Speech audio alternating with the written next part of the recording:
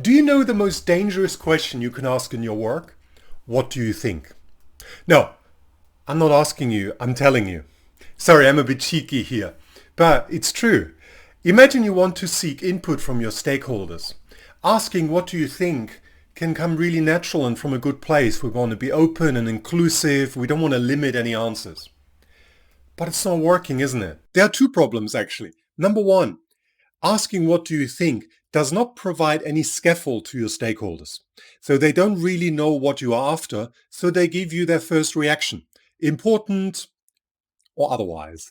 And secondly, since you ask so openly, now you have to live with all the things people tell you, and you have to manage it afterwards. What a hassle. What am I suggesting? Take 30 seconds to just think about what do you really want to know? Because you very well know it's your work. It could be things like, looking at this timeline, do you foresee any major concerns? Or how does this align with the thinking done in your team? Or to make this a success, what do you really need to stay close to? All these questions are really helpful because they provide a scaffold and they allow you to manage things really well.